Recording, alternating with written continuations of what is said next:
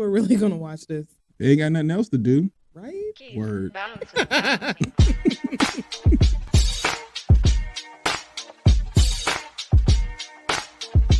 I ain't going on social media talking shit about TDS Radio.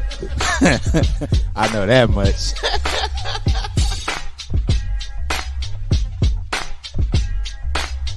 My man, Coach Block. What's up, cuz? How we living? You're rocking with TDS Radio.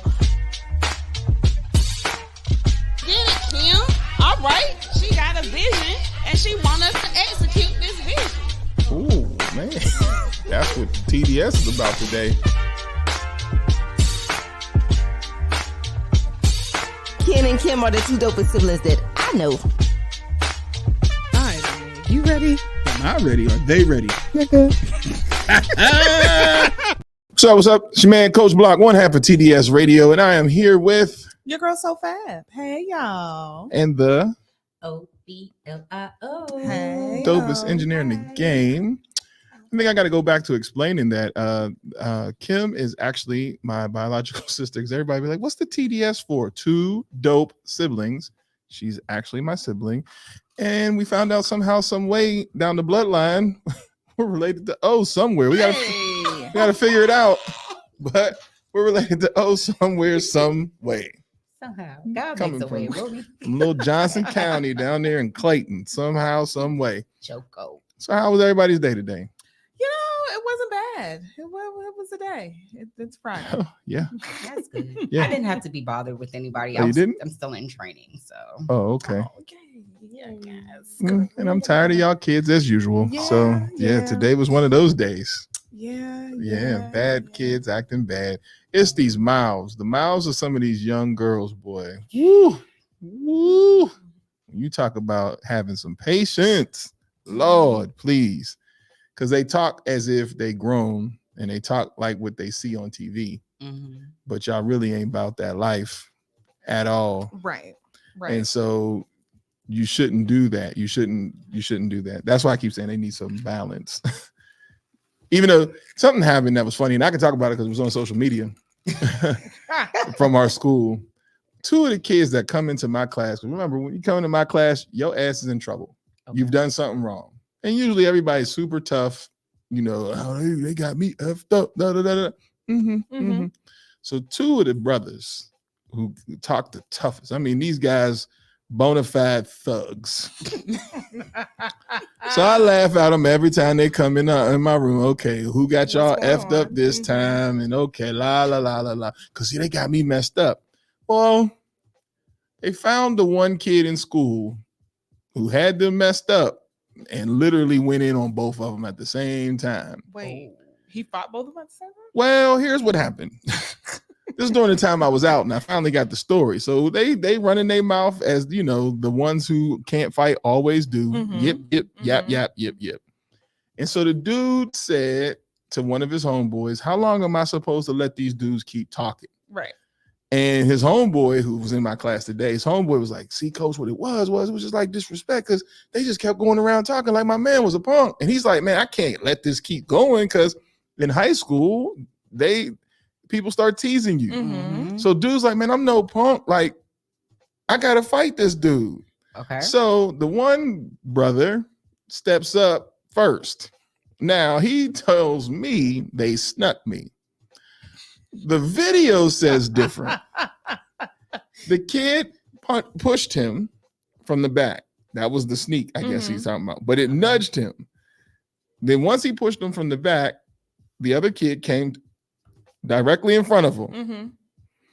At this point in time, this kid cocks his fist back. I'm talking about, it looked like something off of a video game. He went to hell and dug this punch back. And He was tired of his shit. And all the kid did was brace for contact like this. But it's wild because you blocked this eye and he hit you in that one. Knocked his frames off. Oh, you talking stuff and you wear glasses? And he fell to the ground. Now, here's what makes it funny. His brother in a green hoodie was like, yo, what's up? Everybody steps over my man that's on the ground. Dude with the green hoodie runs, gets outside, because now there's administration and people outside Right. to try to stop you. Then you want to get tough at that point in time. You ran. But There is when no getting dude tough. iced your brother and looked at you like you're next, my man took off down the hallway. No. But the wild part was, and this is what made me laugh, because kids are funny. He was like, man, my man was the one that punched him, right, coach? I'm like, yeah. He said, but I felt bad because, I wear glasses and I need to see my man get his glasses knocked off. And when he hit the ground, they fell off his face. But everybody just like kept walking. Like he said, I looked back and I just kept thinking, like, should I help him up? He's like, because literally everybody just walked over him.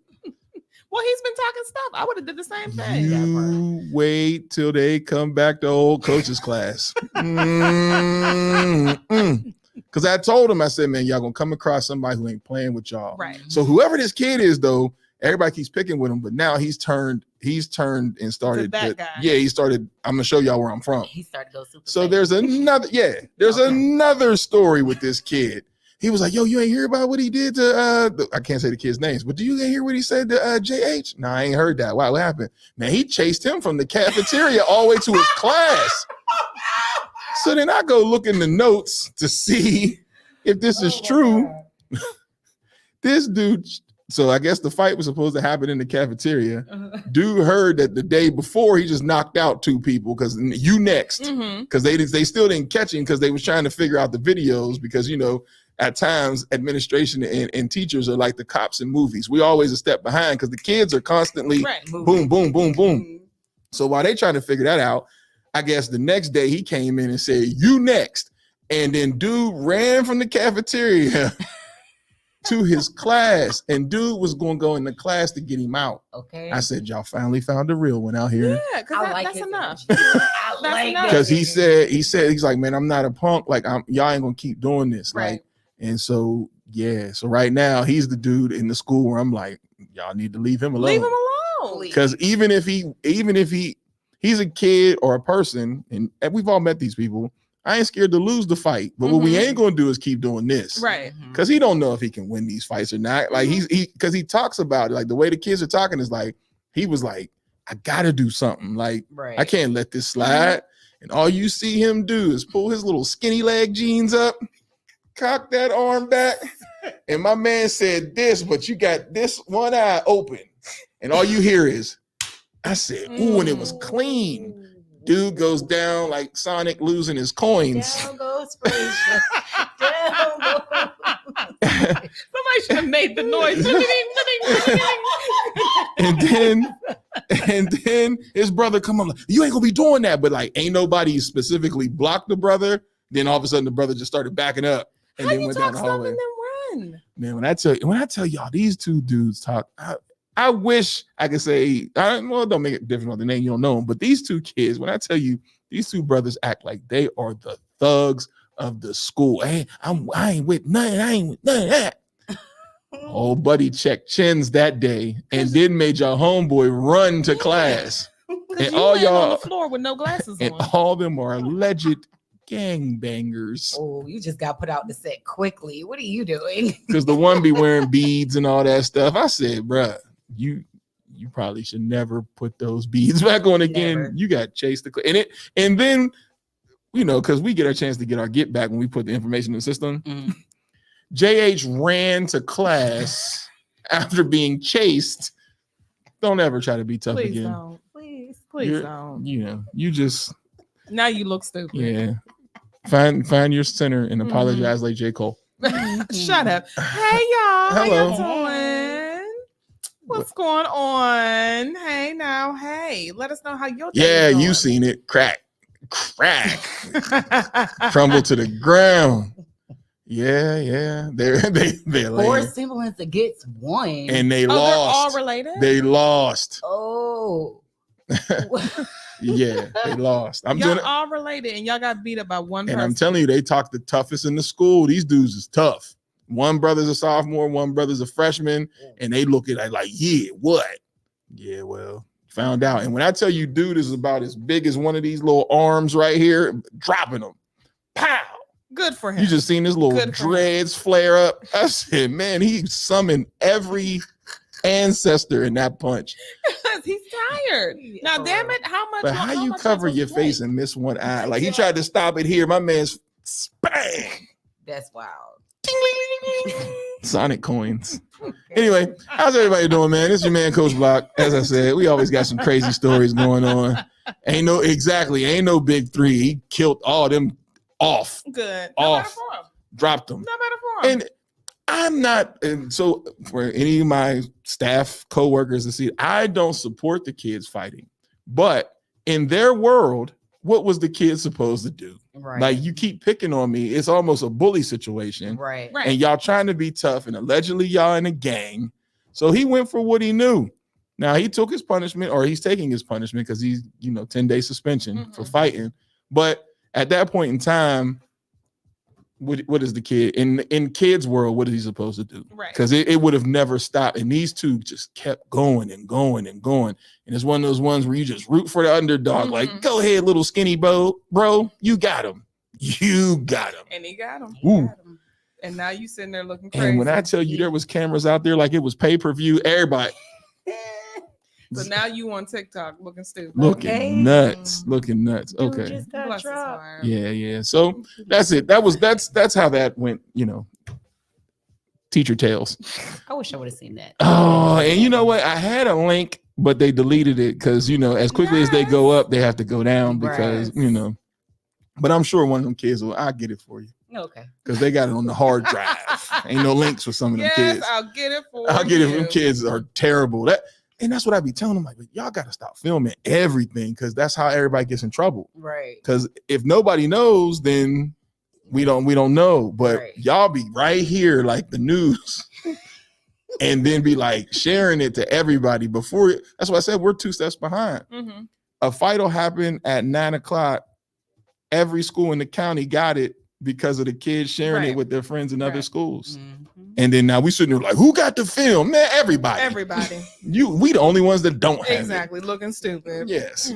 So anyway, we got birthdays to do. Anybody have any birthdays? I don't. Not today. Not today. You don't have no birthdays? No, I told you my Facebook is pretty dry.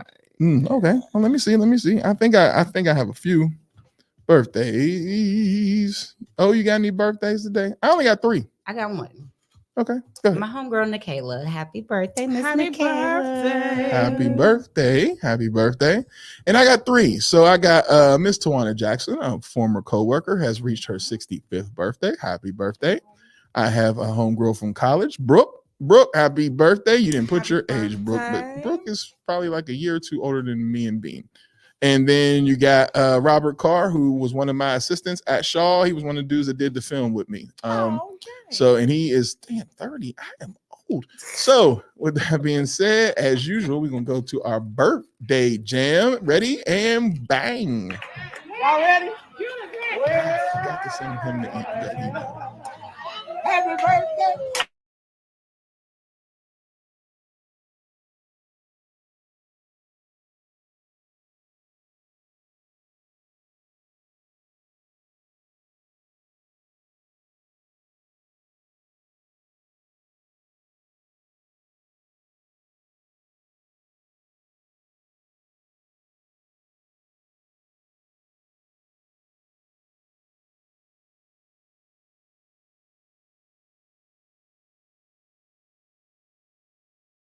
And as the saying goes, continue to live your life in a way that makes every day worth celebrating from the Sibs and our cousin. You're stupid. So next up, we have entertainment news with So Fab Kim.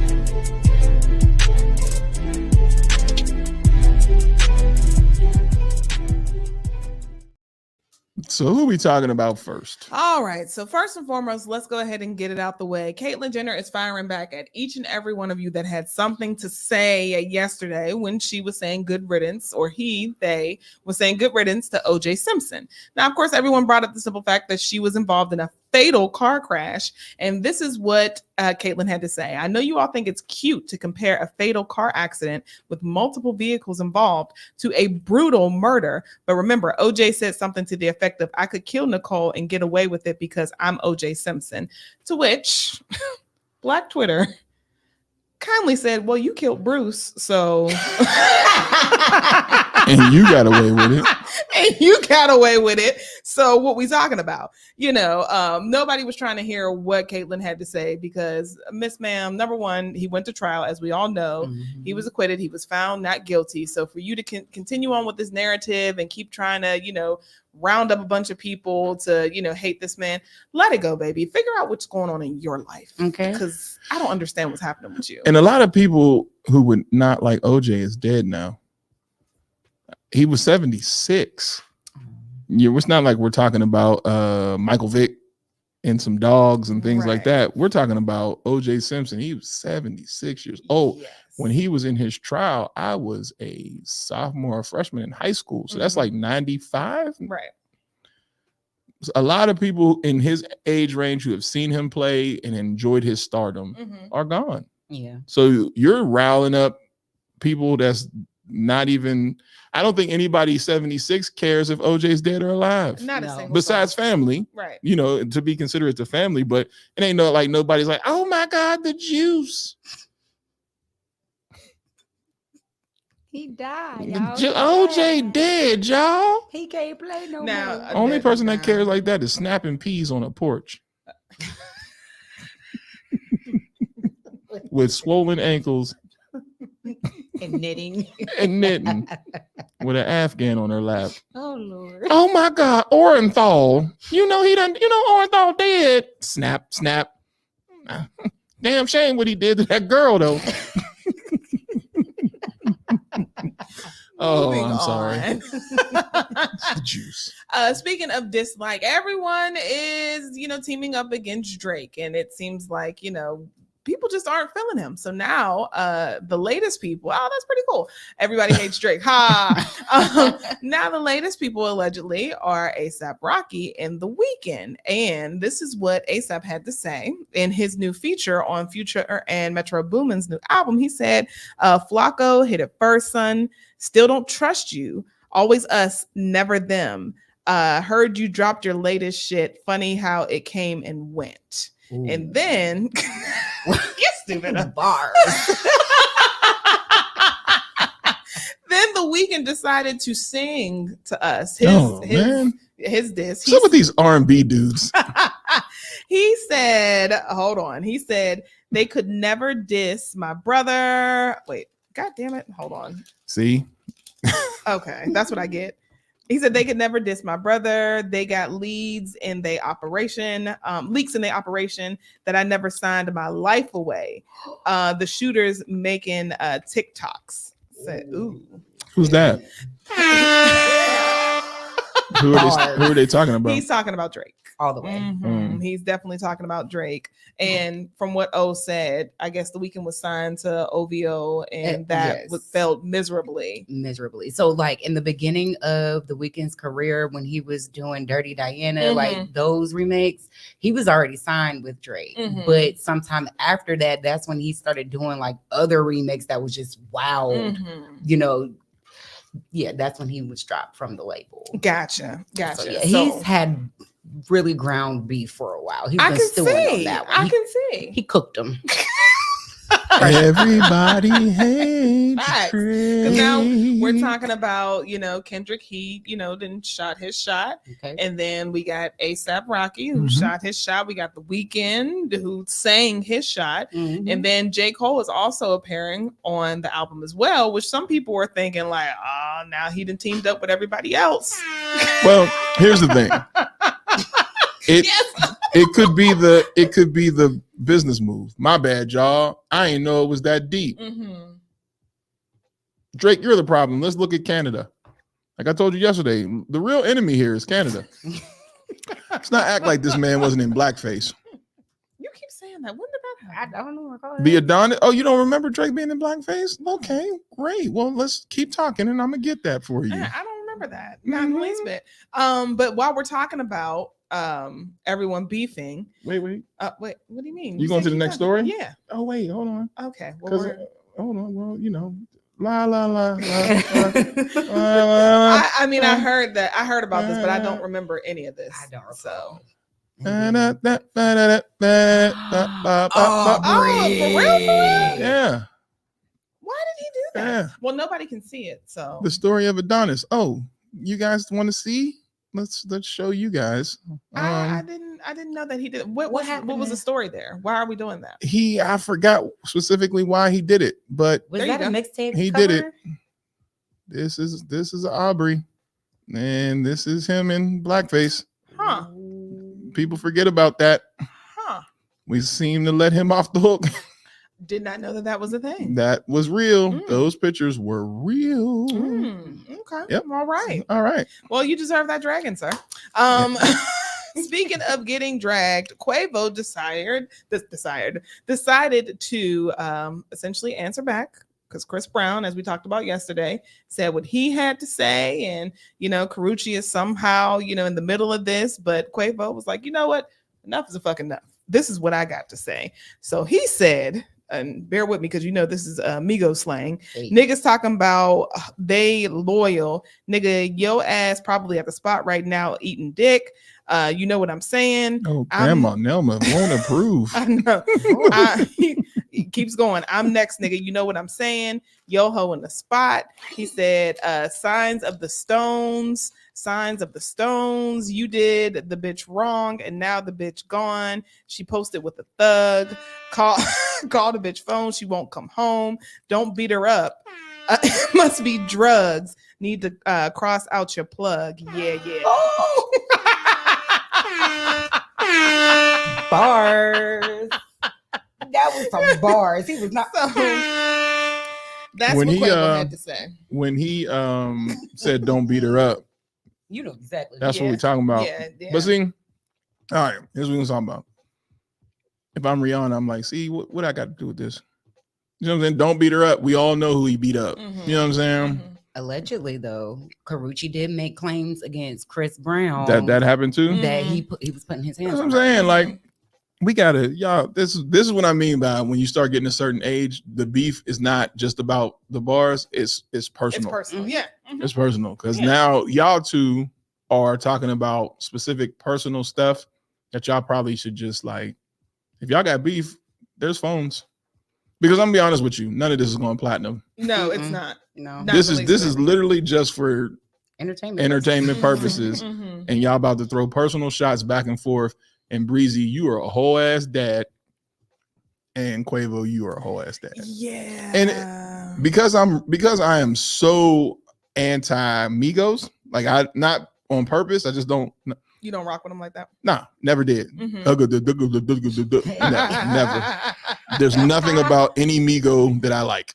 Okay. It's You unfortunate wasn't here that for the Bad and one. Bougie? Nah, hell Okay. no. All right. Got Nah, it. and it's unfortunate that the one died. You know what I'm saying? In the real world, like I ain't Mhm. talking about none of that rap stuff because they're young. I'm not supposed to like them. Men my age liking Quavo and all them. Your maturity level is in question. Straight up, it is. And so, isn't he the one that's with Cardi B? No, that's that's Offset. Offset. That's Offset. All right, so he's with who right now? Nobody at this moment. He was tied to Karrueche for about 3 years, but it was one of. So he's by himself, Yeah, pretty much, allegedly. and you're in a relationship, Breezy, right? I don't know. No, I don't he just know. got- he just yeah. I think making he's messing babies. around. Yeah. So at but this he's point. got kids. He got Yeah, kids. he So had- we got other shit that we need to be worrying about. Yes, because Right. he has 3. Okay. And so why weren't you at the concert with J. Cole? That's what we really want to know. Where were you at? Right. That's what I'm saying. Like, there's other things to be worried about besides Karrueche. Like, you know what I'm saying? Who's out here minding her business? Okay. Like, there's other things to worry about. Mhm. You guys are making a beef over a lady that neither one of you are with. Correction. Chris is making a beat. Yeah, that's true. Because he's the one who started it. So That is Quavo true. sizzled his ass. And And he Come on started now. it because of what? What he started because of Well, they were seen together 3 years ago? I don't know. Yeah, and then he was sitting next to him courtside at a game. and She then- was? No. Chris and Quavo. Oh. But, I mean, Quavo, they both were just kind of sitting there, but Chris later on had like a little caption underneath the picture that someone had taken of the both of them. And he's like, I really don't fuck with this nigga. And, we in the same place, but he ain't even speak to me. And I'm like, he looks so unbothered. Right. Like, Christopher, what is happening here? So he expected Quavo to speak to him? Well, I guess so. Or he made it seem like, well, we here, you sit next to me and you ain't got nothing to say. Like, you ain't that tough. I don't. We're at a game, my nigga. Like, you think I'm gonna just haul off? Who do you think I am? Shannon Sharp? Because he fights at basketball games Oh my and he's God. too old with tight clothes. Speaking of, good segue. Appreciate you. While we're on the topic of clothes and Shannon Sharp, Cam Newton. Oh Lord, another tight clothes wearer. Cam Newton sat down. The Mad Hatter. Bing. With Shay Shay. And Shay Shay essentially asked him, like, what do you think about all these people who have something to say about your style and your aesthetic? And he had this to say. So, it's on mute. Oh, is it? Clothes, them tight clothes. Did you ever get We're gonna hear this from the Did beginning. you ever get tired of hearing people say, man, Cam, stop dressing. Man, you dressing like an auntie. You dressing on them women clothes, them tight clothes. Did you ever get tired? Do you get tired of hearing that? Because you still hear it to this day. Bring your girl around me. and we'll figure all that up. We'll figure out whether about you. Hey, man, listen, you don't think I got the juice. She get to smelling these dreads and smelling that aura and, smelling that ghost.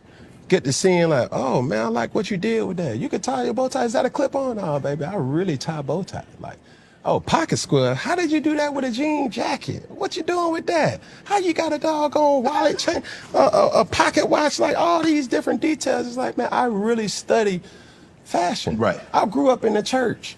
So even though the Bible say, come as you are, Hattie Lou Newton wasn't letting me come in there with no Jordan shorts and some flip-flops. I had to press my jeans. You coming as you are. Come on. That's how you are. And I'm stepping. Right. And you can't name anything that I got on. Because a lot of it is from a thrift store. I thrift. These are things that I genuinely enjoy to do outside of it. Right. I love textures. I love textiles. I love art. Basquiat, Jean-Michel Basquiat. I love these people. Jay-Z. I love Pharrell. I love Kanye. I love the artistry of music, paintings. Like these are self-expression in many different facets. And I tried to bring that to the game of football by saying, oh, this is what type of time I'm on today. I'm feeling sporty. Let me go on a step and let everybody know how I'm coming today. I want to feel like James Bond today. I'm going to put on a tuxedo. Right. Oh, I want to, get my urban on. I want to, dress with a shirt or whatever I want to do. I can do it. And that should not have any type of issue with how I play because it really doesn't. Right. So, Obi, from a woman's perspective, and Coach, from a male's perspective, what do you think about his size? Audience, what do you think as well? Okay, so I get it because I'm a person, I don't like to match. Like if I have on a black shirt, I'm not gonna put on black jeans or black shoes for that fact of the matter. Damn near my socks don't match half of the time. So I get it. Your style is your style. But some things just don't flow. Like, sir, why are you wearing joggers, rolled down tube socks, and penny loafers? Make it make sense. That's not fashionable. It's something to talk about. Like, it's not like, oh, and I thrift. Nigga, you ain't clean. You look like an expensive hobo. Yeah. Like that Mad Hatter hat you had on. Looking, you're not clean, Cam. And it's okay if you want to look like that. Like he said, I got the money to do that. Cam, let's not mistake the fact that don't brag about what you can do with the women as if it's the style. It's the finance. Because if I sat here dressed like that next to both of y'all right now, y'all would laugh and clown. The idea alone makes y'all chuckle. The only thing that gets Cam passed is that dollar bill, y'all. And we see you on the NFL as a quarterback playing. And really, it was cooled in and people laughed a little bit, but now it's really played because you're not an athlete no more. So it's like, what? This is really you? You out here looking like this? Who puts? I put a ascot in a jean jacket. I really tied a bow, baby. I could really tie a bow tie. But then, okay, so that's from the waist up, but below, you look like an 80s aerobic woman with them tight ass pants and tube socks. Okay, because them calves was busting, baby. That's what I'm saying. Like, what are we talking about? And then you talking to a brother whose pants is just as tight across. Tell him, Cam. Tell him. And you got, your shit is tight as hell. You got out of that van looking crazy like him. Now, let's sit you across from somebody like Steve Harvey, DL Hewley, the guy from FUBU. Let's sit down with stylish men and let's see if they be like, you know what, Cam, right? I can see Steve Harvey saying right now, if he was on, what the hell do you got on? Yeah. That is not, once again, let's stop claiming it as fashion. It can be your style, but that's not fashion. Because you haven't set a trend that other people are making fashionable.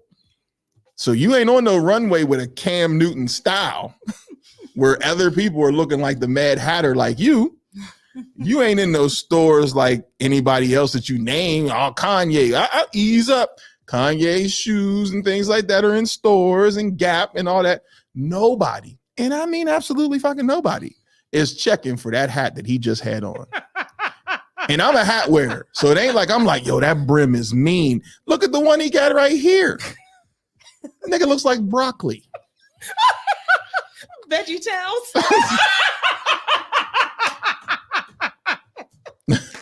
So no, Cam Newton. It's not stylish. It's your style, and nobody's gonna clown you for your style. Yes. But stop trying to impose it on us as if we missing out because y'all don't know, y'all ain't up on this. No. And I immediately thought, for his size and his stature, where are you thrifting? This dude is 6. That's why everything's small. He's going to Play-Doh closet or something. That's why everything. He's definitely going to. That's why everything's small. He is 6'4", 6'5", 250, 260 pounds. Wow.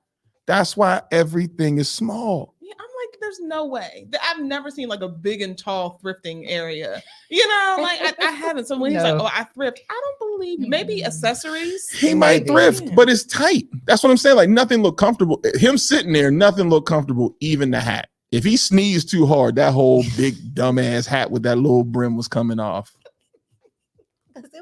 It was just, you know what I'm saying? Oh, Cam. And so now, I mean, I honestly enjoyed him when he first. But everything he said, okay, the Pharrell. Remember, Pharrell wore that big dumb Woody from Toy Story hat. Yes. Then you put one on, and now you're like, yeah, Pharrell. But look at what Pharrell is now. What? Isn't he the creative designer for Louis Vuitton, the menswear? Oh, but before that, he had ice cream. He did. Yes, he had ice cream. Like he vapes. He was trending. Right. Something. You don't trend. Nick, you throw the ball. He spiked that bitch. That's what I'm saying. Like, I just don't understand it, and I'm not gonna knock his style because I believe people can express themselves however they want. But then also, let's be honest. Like, yeah, my pants is tight. You know it. We've all gone out like, I better These not. ain't right. I gotta sit because if I go too crazy, then I could rip something. If I go too crazy, what is gonna happen? You rip your pants or something. You know what I'm saying? Let me be easy. You know what I'm saying? Or you've had your boy be like, yo, bro, that's a little tight up around the neck area. You be like, I know that tie is killing me. Like right now, look at that tie. Taz choking him. Smile like, oh, Cam, and you're such a handsome guy. And when he's like, oh, bring your lady around me, I can honestly say, Cam, that outfit, I'd be like, no, baby. It's the money. It's the fact that Cam Newton's in this place, but ain't nobody looking at Cam like, that is a well-dressed that fit you is fitting. Yeah, ain't no you killing them. It's you're killing me. Now, everybody gonna call me a hater. Let's hear the comments. Oh, the block is right. I got it. Hey, girl. Hey. He fits in with the eclectic crowd. They dress like that. Okay. Andre 3000. Okay. Those I wouldn't people. even disrespect Andre 3000 like that. I guess. Was there one more? I'm sorry. What's also an I guess, and you all can tell me this. I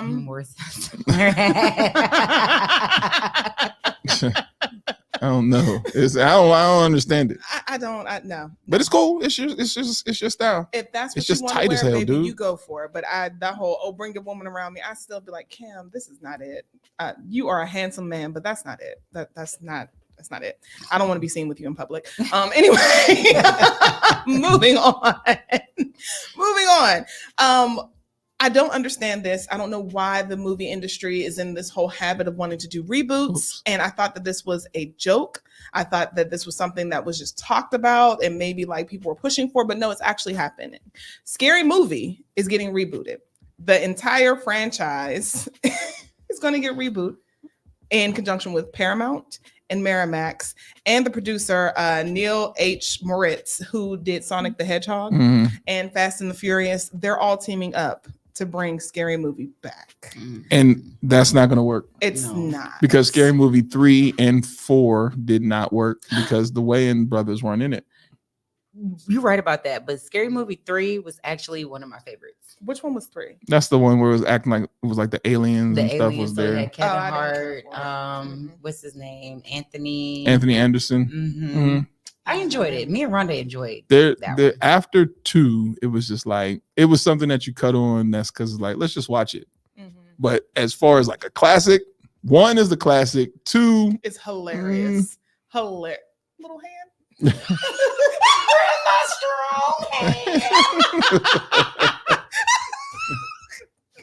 Shit was legendary. But I would like to know why Keenan and them sold it, because like what was it was I've hilarious. read the story on that and I cannot remember.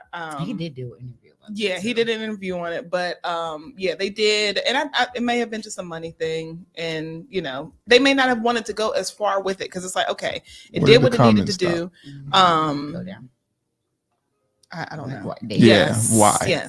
Yes, they are rebooting everything because there's no originality or substance there. Agreed.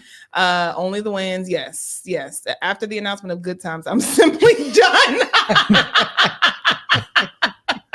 I think I'm the only Black person on earth that's like, I can't wait. I think so. I can't wait to watch it. We'll see if it's good. I can tell you right now, the Scary Movie reboot is not going to be good. A Good Time start? I don't know. The 12th, right? I have no idea. Okay. Wait, they actually redoing the show Good Time? No, it's a cartoon. Like the descendants of James and they're still in the projects. Yeah, they're still in the projects. I don't think anybody on this earth is excited for it. It's still except being me. dragged. Yeah. I'm like, can't wait. It might be funny. I'm willing to watch it because it might be funny, but we'll see. But y'all got a lot of hands in this project, and I don't know if it's going to be good. Speaking of, I don't know if it's going to be good. She did. She went on record to say, well, and then she also said like Thelma went on to be a doctor. JJ went on to be an artist or whatever have you. And she's like, why couldn't we take it from that standpoint? Like, why is it back into the hood? Like, so yeah, we'll see. Because that's not funny. We'll see. I mean, we'll see. And that's where I have to argue, because my thing is when you see shows like My Wife and Kids, that show was hilarious. And they were 2 successful parents, Black parents, with their children, but it's fun and it's still funny till this day. Now, granted, the Wayans are behind it and we all know that they're hilarious, but I still feel like you can have successful families when it's not directed by Kenya Barris, because I don't care what y'all say. Kenya Barris is not funny in the least bit. I don't even know who that is. He's the guy that did Blackish, Oldish, Grownish. Blackish was funny. Blackish was okay. The spinoffs weren't funny. No. But I do feel like you can have affluent Black people that are still funny. Like everything. But it's a cartoon. We was gonna make it a cartoon though. Who? This is a cartoon. Yeah. But I mean, even if it's a cartoon, you can still make it funny. Like, yeah. But we'll give it a chance. We'll see. If it's not funny, I'm gonna be the first person to be like, and I laugh at everything. Y'all know I do. I'm like, I got wallpaper. So, if I'm not laughing, the shit is trash. I can't wait. know? Because I just want to see what angle they go. Because you know what? As long as we had the PJs, we can't get mad at this. Because the PJs was especially for that time, the PJs was the same satire. It was the projects, and they made jokes about everything about the projects. And so it's like, it's just the animated PJs to me. Just hopefully it's funny. We'll see. And ain't PJs on Netflix? Mm-hmm. It is. Mm-hmm. Oh, okay. Well, good for them. Get a check. Mm-hmm. What we'll also see about is our good sis Summer Walker. I don't know what's happening here. She just could not seem to do well when it comes to relationships and men, because she decided to do something cute. She went ahead and, debuted her boo because she's traveling for her birthday, and things took an immediate left, like very, very swift. Social media lit up, Twitter lit up, where woman after woman after woman is like, yo, this guy is a creep. This guy is a predator. He's tried to do all these sorts of things. Like, he's been trying to mess with women while also messing with me. He's messed with sex workers, and all of the women who have been, affiliated with him in any sort of way are all coming out of the woodwork saying like, yo, don't trust this guy. He's done this, he's done that. And everybody's story is essentially almost the same in some sort of aspect here. Now, since that information has dropped, Summer went ahead and quickly removed his picture off of social media because they were all booed up. But we got it. Yeah. So let's show them. I don't know. She didn't get it fast enough. Yeah, hold on. Yeah, I got him. Okay, there you go. Yeah. Yeah, we definitely have a picture of homeboy. So yeah. Yeah. He's definitely. And they said that he was a stalker, like he would just come up to people's homes and apartments and stuff like that. And he's telling people that, he loves them. And yeah, he's really been a creep to a lot of women. Like, it was scary, the amount of women who are coming forth saying like, yeah, no, Summer, run from this nigga because there's something wrong here. That's terrible. It is. So hopefully she gets it together, because honey, that's Summer. Did you know that ain't it? That is not it. But while we're on the topic of men, honey, hey, now Essence went ahead and released their Men of the Moment. So of course we told you guys about Damson Idris. We told you about Russell Wilson. Usher was just recently released, but then they also went ahead and added a few more that they felt were worthy of being noted of Men of the Moment. So the first, who do we have? We have Coleman Domingo. We have Trevante Rhodes. We have Stephon Diggs. We have Cord Jefferson. Look at my baby Burna Boy. We have Burna Boy in one category. In the next category, we have who do we have next?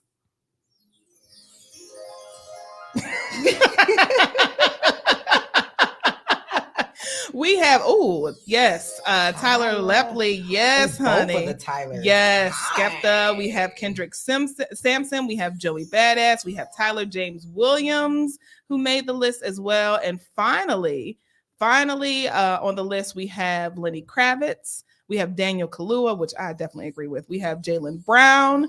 We have Rome Flynn, who is another one. Yes, and we have Nas. So Essence has officially said that they are the 2024 Men of the Moment, the sexiest men. They've made the list. And I can say those were some pretty good selections there. What do you think? Yes, sir. Yes, sir. The only people that I'm missing, Method Man and Kofi Serabi. Those are the only two people where I'm like, They said Men of the Moment, right? Yeah. Method's moment is, besides like the shows he's doing, his moment is over. No. Have you seen him? That's what y'all talking about. Look.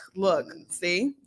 Well, that's what about without Method Man? I'm telling you, the ladies love Method Man. All he got to do because they said Men of the Moment. He's besides his show. He's still a moment for us. Okay, go ahead and put him on the list. You know who's not on the list?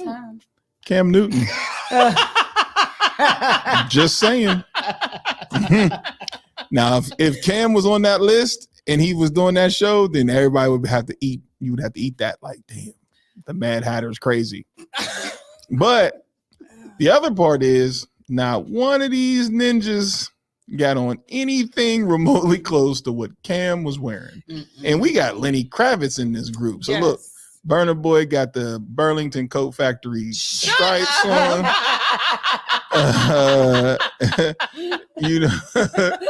Even my man got the basic cap tee look, you know what I'm saying? But none of these got the that definitely like Burlington Coat Factory. It does, yeah. But none of these got anything else. All right, let's go to the next set of gentlemen. Hold on. And that's the first. The same one. That's the same one. Mm-hmm. Oh man, where the rest of these guys at? Hold on. Let's see. Let's look at the next set.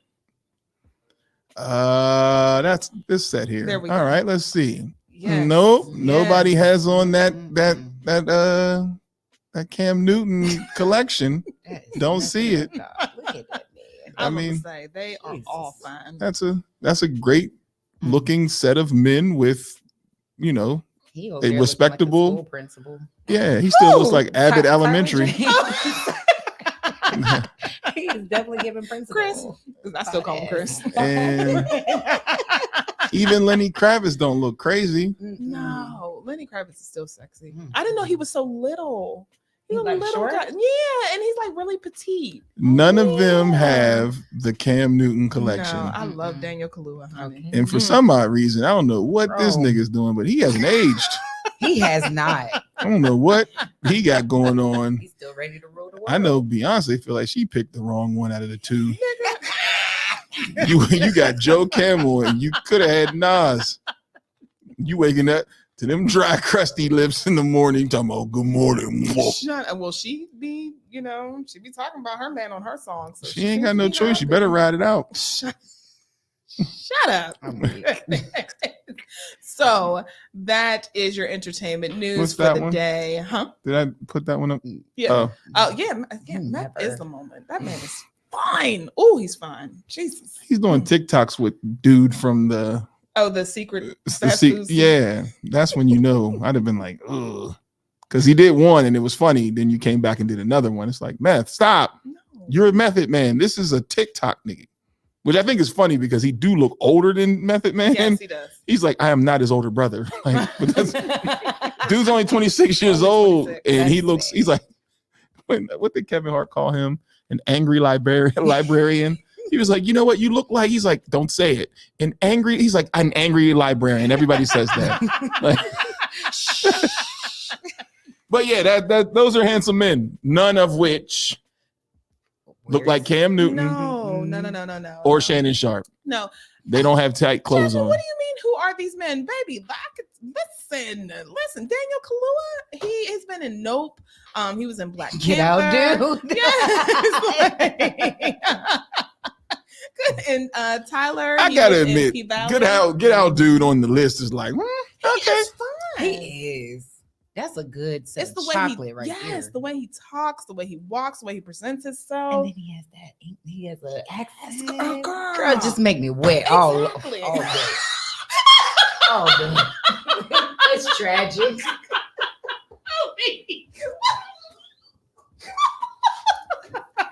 I don't know. Yes. I'm not gonna judge the guy that way. I don't know. That is a handsome man. I'm not gonna say he's an ugly guy, but now, men of the moment. The way that Cam was talking about, bring a girl around me, that's how I would feel about Daniel. Amen. Not about Cam. I would feel that way about Rome as well, about Nas. Lenny Kravitz, I didn't realize he was so petite, so I'm like, it's Lenny Kravitz. Yeah, he's like Prince, but bigger, just a little bit taller. That's why all those dudes wore heels. No. I was thinking he was like 6'2". You thought Rock. Nah. He's not. But yeah, I'm here for the list. And anytime we have a moment to celebrate gorgeous Black men, I'm always here for it. So kudos to you, Essence. I hope that they continue to do this because Essence has been getting dragged lately. That's why they're doing it. Yeah, they've been getting dragged. Ain't stupid. We finally got a point. Put handsome men on here. Women will buy it. That's it. Because what is the actual story of the men of the moment? Like, what is the story behind it? Are they just randomly picked guys? Well, it was each staff member who was behind this movement. They picked their own, but the main ones were Damson, Russell, and Usher. Russell who? Russell Wilson. Exactly. Oh, B, don't do that. Sierra married that man, not me, but he. B? No. Oh, B. First of all, the man too corny for me. No. Well, yeah, you like them rough. You like them rough, girl. Whoa. There's a whole different level for me, girl. Woo. So I can understand. I get it. But those were the top men, and it's because we have Damson, who essentially they are kind of giving him the title of like the new Denzel because of the moves that he's making as far as like acting, and then you have Russell, who's making moves because it's Russell Wilson, that's Sierra's husband, and he just got signed to the Steelers, and a lot of women like him, even though the guys don't. And then you have Usher, who is doing crazy, phenomenal things, who has a sold-out tour and just is coming off of a residency and the Super Bowl. So, men of the moment. Black men winning. I'm here for it. It's cool. I ain't got no problem. There's no argument. The only thing I got to say is Burner Boy, take off that Burlington Coat Factory Don't talk shit. about my man like that. Exactly. My man and I, we going to Burlington together. That Burlington Coat Factory. He gonna give me my Nike shoes. That looks like we're missing a Fat Farm logo right somewhere. Not the Fat Farm. That's missing a Fat Farm logo. $13.99. Yeah. No, not Fat Farm. South Pole. Tell me that don't look like a South. Don't tell y'all. I'll pull up a picture of somebody in South Pole with that stripe combo. Where's he at? He's the first one. Yeah.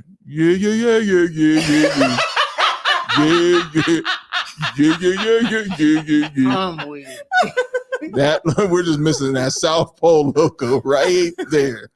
And Coleman Domingo actually plays for the other team. Yeah, because that last movie, I was like, nah, come on, brother. Which one? The one with where he was Martin Luther King's right hand man, the one they accused him of Martin Luther King. Oh, yes. Yeah. Now he did a phenomenal job as Mr. in The Color Purple. I will give him that. Yeah. South Pole. Yeah. We'll give him a break because he's from the islands. They may still wear South Pole over there. They may. Who knows? I don't know what their trends are. They're gonna wear whatever keeps them cool because it's hot as fuck over there. So yeah. We have our sex. He Why look do like you make your lips like that? because he looks like Shabba Ranks. Oh no, you didn't. He does. Oh man. Damn, he just hit the. He looks like Shabba. I'm sorry. He does. Shabba Ranks.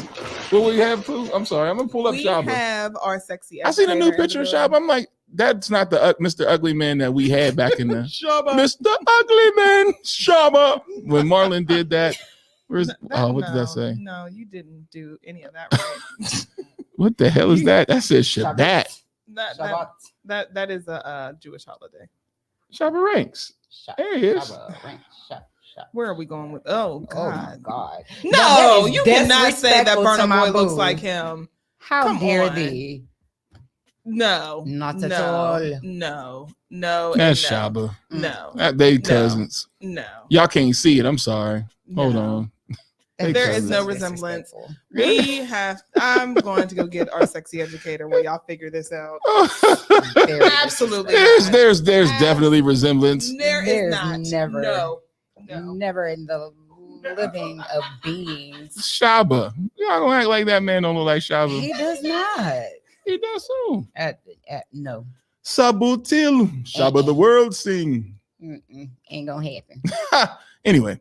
Yeah, I mean, no, it's cool. Bottom line is none of them. Bottom line is none of them is rocking that that Cam Newton shit.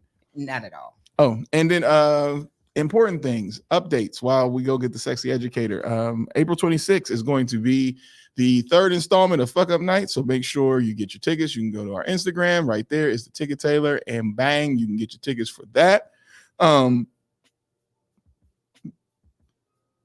Thoughts? Shot. It was called Shot. What was it? Shot o'clock. The game. Yep. Shot O'Clock. Go to her website. It's shotoclock.com. And if you put in TDS, you can get 20%, I think, off of the game that we played yesterday. And if you didn't see the game yesterday, watch yesterday's episode and you can, don't fast forward. But if you want to fast forward for time, go to about an hour into the show. And we actually played the game yesterday. And she is a Black game maker. It's a kind of a card game, almost like a Taboo. I was gonna say our version of Taboo. Yeah. And it's played with shots. Lena, don't worry, we're gonna have one down here by the time you get here. And so we can play that game. And I would say if you play the game and you're gonna do the shots, drink responsibly. Because the amount of shots that you'll be taking with this game. You better have somebody that knows their stuff. Yeah. Because if they don't know the songs, You're they gonna be don't know taking the shots. movies, y'all gonna be slurry by As a the team, night. you might not make it past like 2-3 rounds. So yeah, make sure you go check her out. I forgot her name specifically, so I don't want to say the wrong name because that's just as bad. But yeah, Shot O'Clock is the game. And then what else do we have? We got that. We got F Up Nights coming.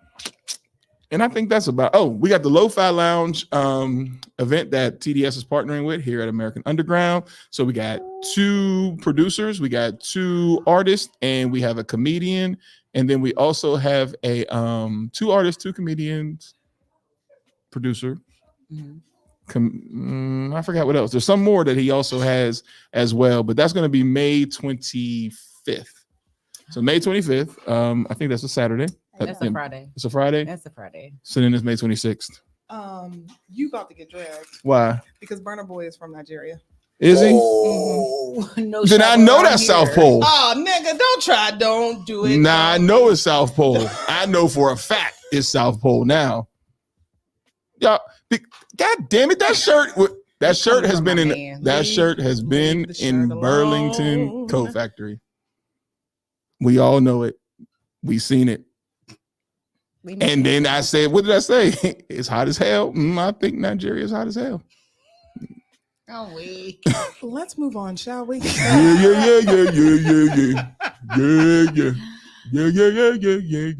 ready?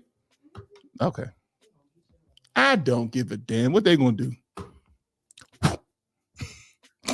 Be like them boys. Okay, that's enough because we're trying to get viewership here. We are not trying to get canceled. The fuck? What they gonna do? Jesus Christ. With that being said, let's move on to our sexy educator. She is in the building. Yes. So how do we want to do this, y'all? She can take this spot for right now because I gotta go order that food. Yes, you better put that when we have people. All right, y'all, give us a second because I don't know what the fuck is happening now. I'm just gonna take the headphones off because every time we take a break, they take a break. We don't want y'all to take a break. We got y'all. Stay right there. Hold on. There we go. Right there? Yeah. Okay. Cool.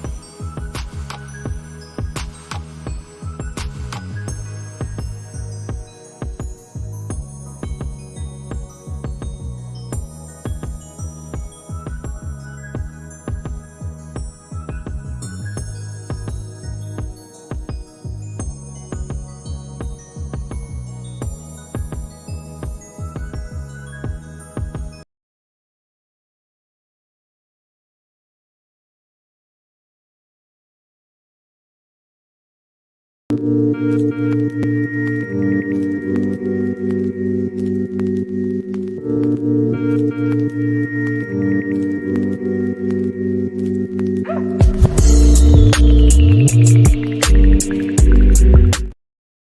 y'all, and we are back with none other than our sexy educator, Miss Tyranikia the Chappelle. Cause my girl, she better know.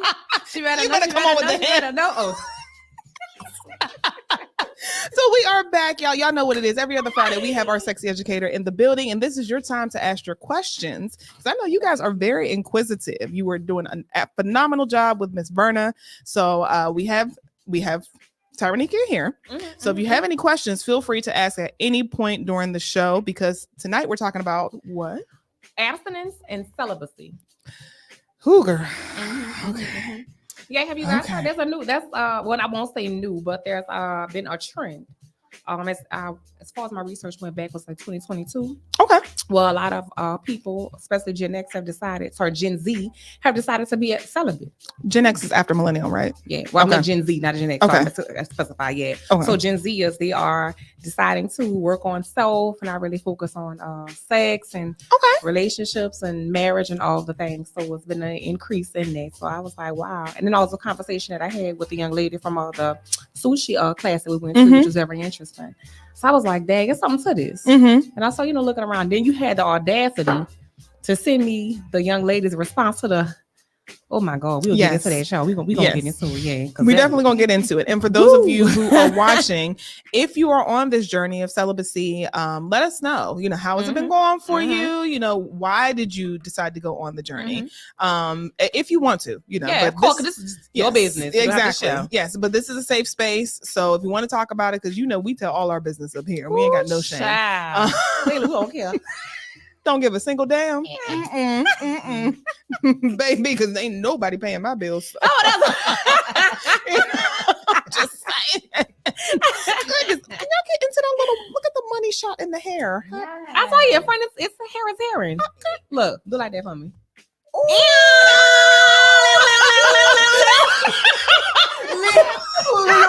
Leo. Okay, y'all, we're gonna behave. We are going to behave. Because as you can see, this is going to go right off the rails. All right, we're going to be good, y'all. I promise. But we had to cut just a little bit. It wouldn't be something we didn't. Exactly. Just a little bit. We got to. Hey. So let's start with our first question. So the first question is, do you have any tips on sex talk tips for talking to a teen? That was a lot of T's. Yeah, I think they meant to say, do you have any tips, any sex talk tips for talking to a teen? So I literally just copied and pasted and didn't, do my due diligence. It's okay. So good. But anyway, talking tips for talking to a teen. First of all, I say what's their age? That's number one. Yes. So if we're talking to a teen, I'm gonna suppose we're around like 13.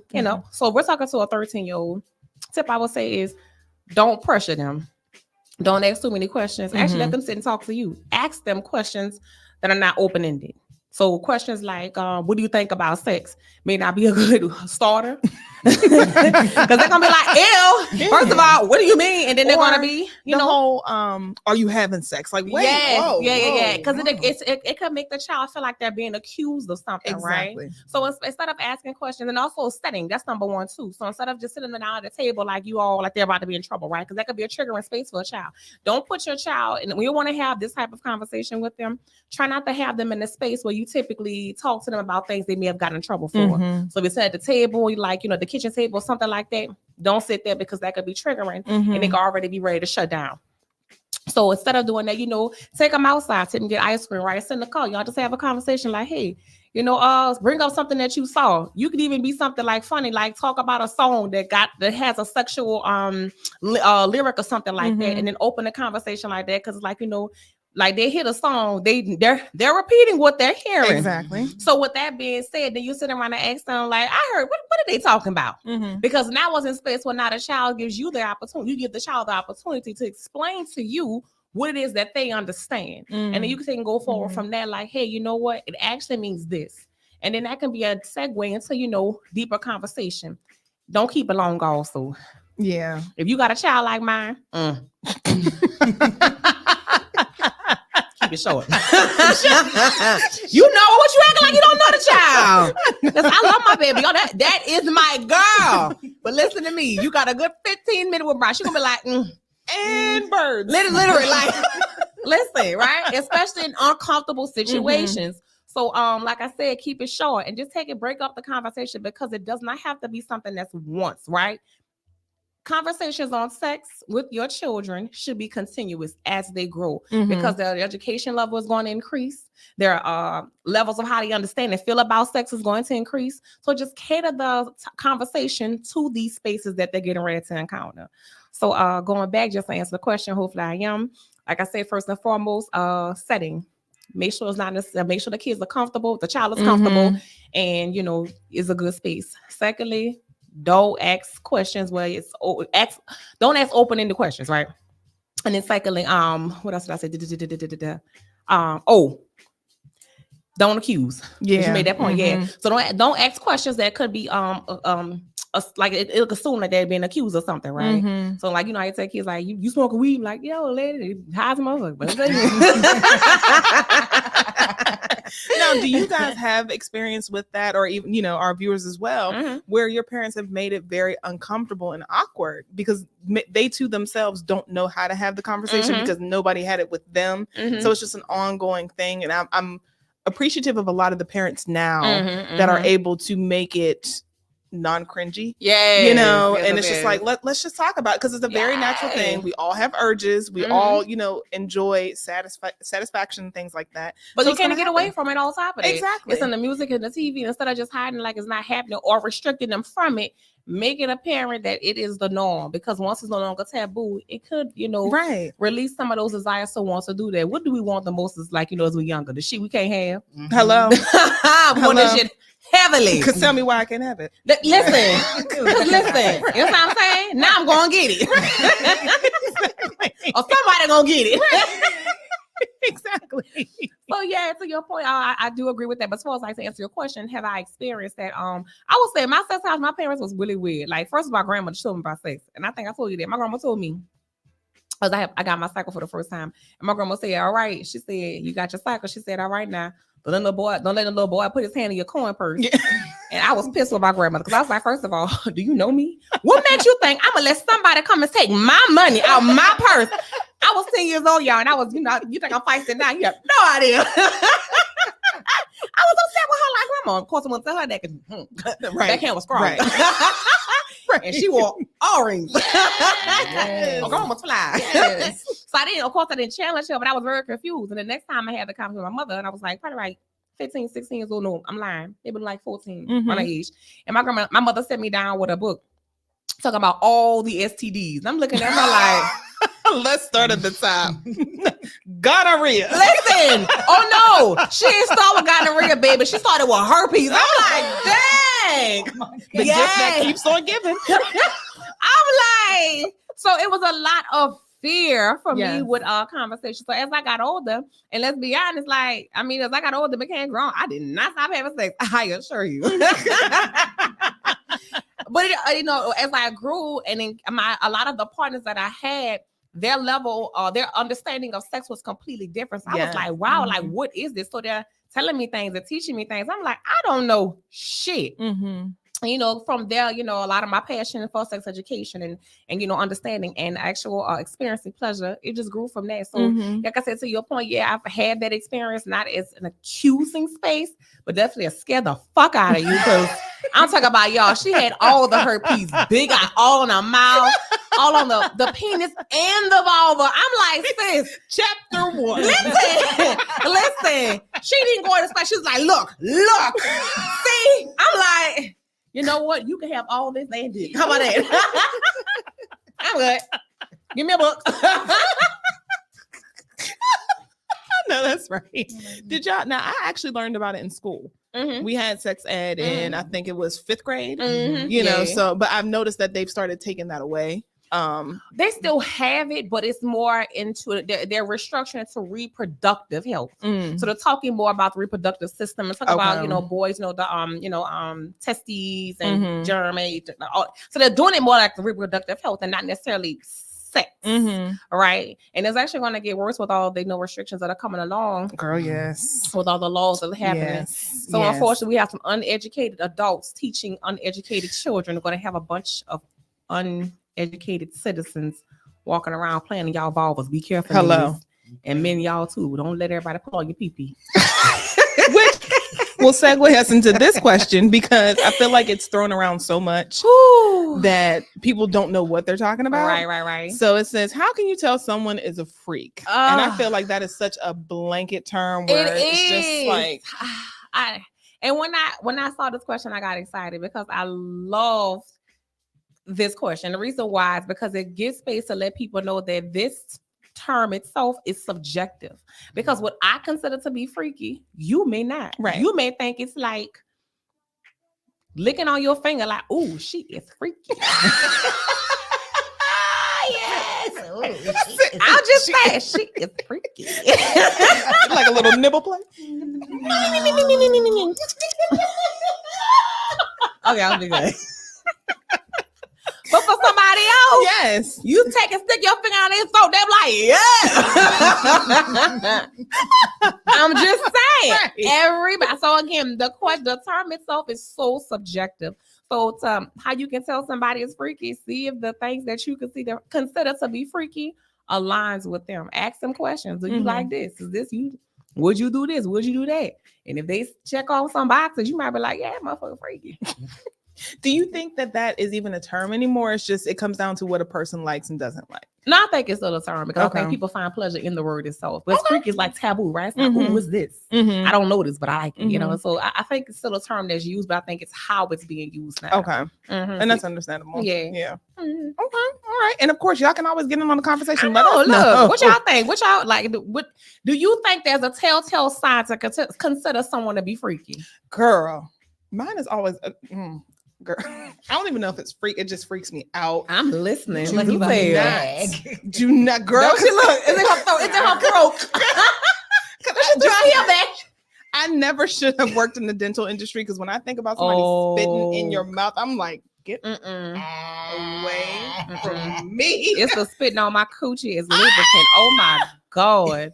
I've never had that happen. If I ever did, I will punch that person right in the nose. How dare you? No. You gonna put a loogie in my vagina? Ma'am, I got all kinds of lubricants, all kinds of trinkets. But that's misinformation. Absolutely. Because people think, oh, you could just use spit, when it's like, why are we not using what we should be using, which is lube? But I think a lot of that does come from also, and I'm not blaming pornography, but I do think a lot of that does stem from that, because again, we are visual learners, a lot of us. Right. So a lot of us, we're looking for education when it comes to sex. We're talking amongst the people that we know and we're comfortable with. So that if the same information is being shared, so they're taking, they're going to pornography, looking for advice, or looking for tips. Yeah, and for real, they see somebody doing that, and this woman is, making all these noises, and it appears that she's experienced all this pleasure. I'm not saying that she's not, but if you are associating this particular act with pleasure, you're going to think that it's okay to do that, and you're going to act out on other people. Right. I would just say it. Don't do that. Especially ladies, don't allow anybody, whether you play with those with vulvas or those with penises. Hello? Do not let nobody spit on your Please vulva, don't. darling. Ooh. It's not okay. Hold on. One more thing, girl. I'm sorry. Keep talking. Oh, You yeah. good. But long You as I do, because guess what happens? You know the person went to dentist or not? You said who? When is the last time a person went to the dentist? Girl, let's that should be, or brush their teeth, or floss. Yes. Or rinse. Water pick, whatever. That should be a question along with a person's status. Because like I said, you can transfer periodontal gum disease to the other person, even if you don't have it. If someone has it, they can transfer it to you, because it's a bacterial disease. So you have to be very mindful about who you put your mouth on and who's putting their mouth on you. Listen, even kissing and stuff like that. Be asking questions like, they're like, check out their mouth. Look Yes, at it. because if they missing a crucial tooth, you be like, What's going on here? 1, 2, 3, 4. I declare Star Wars. And I'm saying things happen. I get it. But what's the journey? Talk to me. What's the journey? What's the treatment plan? What's the date? What we going? What we doing here? I get it. I'm saying, just make sure this and this is all good. Listen. Yeah, and there's a lot of spaces now where there are a lot more affordable. I'll say that.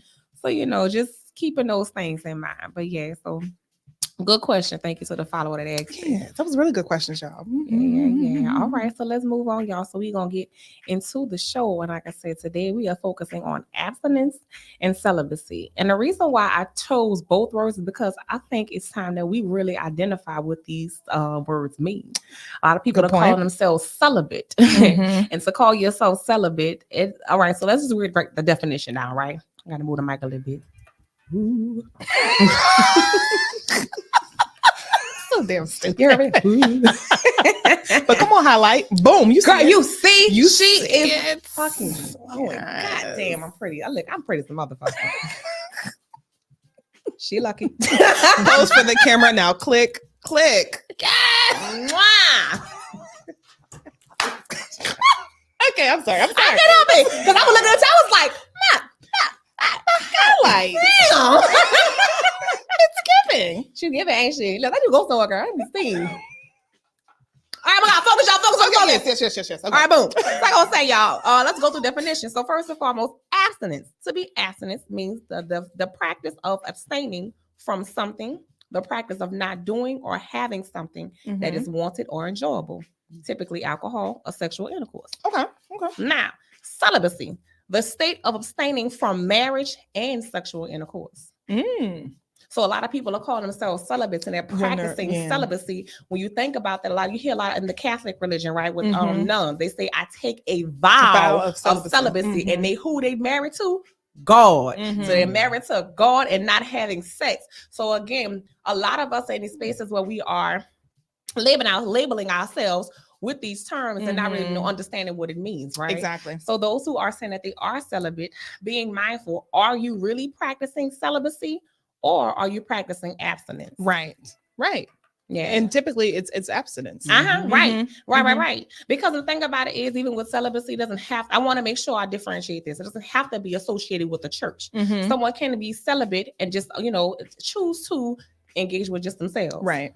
Not have sex, not look for marriage, not even relationships, right? But again, defining what it looks like to you.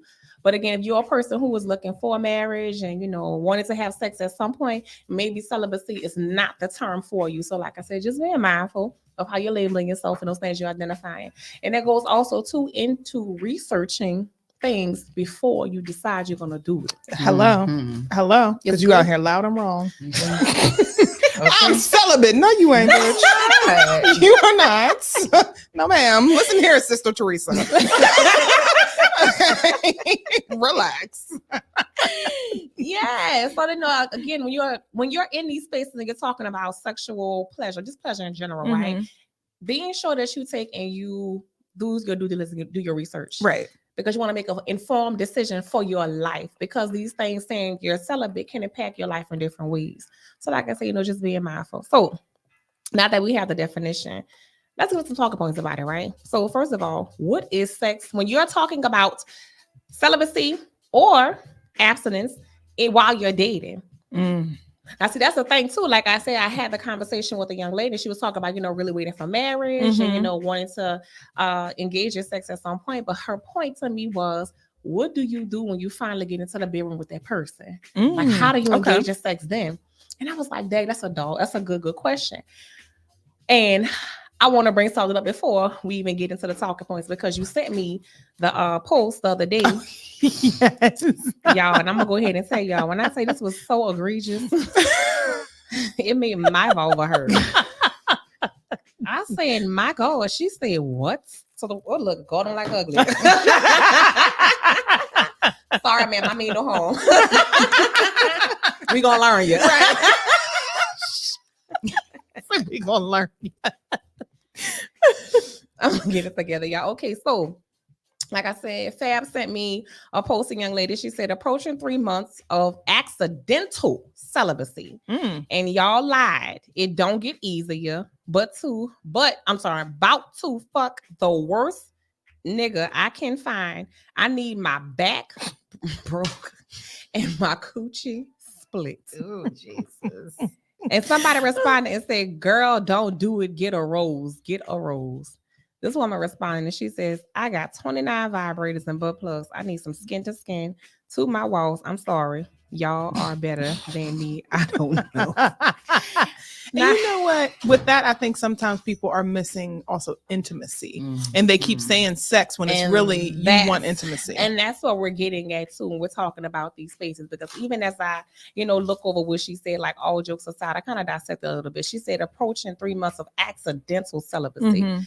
And then she's saying, y'all lie, that don't get easier. If you're saying that it was accidental, then clearly it's no longer an accident. You're practicing this at this point, right?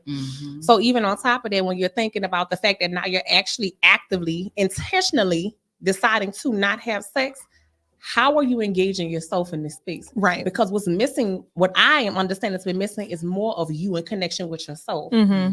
Your vow of abstinence or celibacy has nothing to do with anybody else. It's specifically for you. What are you doing with this time? First of all, have you set us by the time that you want to do this for? Right. What do you want to do during this time that you're actually practicing this, right? How are you going to engage, these spaces that you're missing, like intimacy? Because those are things that we require as humans, and sometimes it doesn't have to be, sexual. Intimacy can be just the fact of hanging around friends and just getting all the hugs, all the love, hanging with a baby, letting them love and kiss all over, whatever that looks like. But having the space to identify this, once again, doing your due diligence, doing your research, so you can make an informed decision for your life and your body. And ma'am, I'm gonna go ahead and tell you, you do not need your back broke or your coochie split. That is too much. Horrifying. And I hate that we talk about sex in such an aggressive way. Don't get me wrong. Aggressive sex can be amazing. However, comma, right. Being in space where you are not so aggression focused, right? Like we associate so much of this with pleasure, and it's not always pleasurable. It really isn't. You don't have to have your back broke, your coochie split for it to be good sex. It really don't have to be that way. It really don't. Right. And I know a lot of this, is just associated with some of the stuff that we have learned and we picked up over time through media, music, and then also our friends and family. These things that we hear. So yes, darling, you don't need that. You really don't. And I don't want that for you. And yeah, as far as you having all the roses and toys and all that stuff, good for you. But to Kim's point, yeah, intimacy is maybe what you're interested in, not necessarily all other stuff. Not saying you don't want sex, right? I mean, you may, and that's cool. But yeah, so maybe working on what intimacy look like. So from that, let's dive right in. Like I said, talking points. So again, when you're engaging in this space, you decided to, you know what, I'm going to be celibate or I'm going to be abstinent, right? Identify, first of all, what does sex looks like for you? Because you're talking about dating somebody, right? So you're talking about dating, identifying what sex looks like, because what I consider sex, the next person may not. Right. Somebody may consider sex like kissing. I think kissing is a part of sex. It is considered sex, right? So when talking about that, what is something that's safe for you that won't go overboard where it's too much for the vow that you're taking for yourself right now? And then communicating that with your person, right? I was going to say that. At what point do you actually communicate and let the person know? Because they may not be on the same journey as you, and it could be a deal breaker. And that's conversations that you need to have before y'all even start talking about going on dates. Talk about engaging each other's space and sharing too much company and time together, because like you said, to your point, this may not be something that somebody else can deal with. So having that conversation ahead of time, like, you know what, hey, babe, I'm feeling you. I like the vibe. I like the feel or whatever. But before we go too far, this is how I'm living my life currently right now. You don't have to share whatever, information that you want to share, but letting them know this is what you consider, like this is how you're going to live your life, because now you give them the space to make an informed decision for themselves. Like, you know what? I can't deal with this and I can't. And it's so funny because when I was typing up everything, I was on the phone with somebody and I said, I was talking, I was like, you know what, this reminds me of that episode. You remember Girlfriends? Remember the episode when Lynn, she was dating a dude who was celibate? Yes. And it drove her ass crazy. Right. But here's the thing. I think about that episode now and I cringe. So much of that was so unconsensual. It was not consensual. So much of her, she forced him into so many spaces that was so fucked up. Like, y'all think about it. This one was in the ceiling looking for shit in his house. And then had the audacity to force him to show her this thing. Right. That was an intimate space for him. He was forced to do all these different things. The thing about it is, ma'am, he didn't lie to you. He told you this. Right. And now it's in space because I lied to you and said that I can do it because I see something in you that I like. and I'm gonna like this up until I don't. And now that I don't, you need to adjust something. Right. Like I thought it was so messed up as I think about it, you know, how she forced him not to write poetry in a certain way for women for Tony wedding, telling him that's how you have sex with me. This is my art. This is how I express myself. What if this is how I express pleasure in sex for me? How dare you? So, like I said, when I think about these spaces, again, going back to your point, telling somebody something, that's need to know up front. And then you need to make an informed decision. If you decide to date that person, you need to make sure that you are really ready. That part. Yes. Because don't go into it thinking that, I can change your mind. Because you can't. Because that's manipulation. That's not fair. And it's not. Right. Absolutely. So if you know for a fact that this is something that you cannot deal with, you can't deal with it. And even if that's a space, you know what? Is there a way where you can engage this person and still enjoy those aspects about them that you like? Right. Because I get it. Somebody could be so intrigued. You may just really enjoy being around them, like they smile, whatever the case may be. You can like them, but it's not your job to take and adjust them for your liking. Right. Exactly. Yeah. Exactly. Yeah. So, like I said, going back, just identifying, first of all, what sex looks like for you, communicating that to the person that you're engaging. Like I said, do that up front. Up front, don't waste no time, none of that. Because the more you know, the better. Hello. Just saying. Yeah. So going on to the next point, you know, identifying what safe sex is during the time that you're with the person. Because it may be, when I say safe sex, again, identifying what sex looks like to you first. So how can you safely engage with somebody? Because you may be in a relationship with somebody, although you all are not having intercourse. You may be sharing intimacy. And what does that look like? What is safe for you? Right. What do you consider to be intercourse sex? And again, what is intimacy? And talking about those spaces, identifying that for you first. And then, like I said, bring it to that person and see if they're comfortable and willing to engage in that space with you. Do you think some people have issues with celibacy or abstinence because, number one, they haven't really had a complete understanding of it?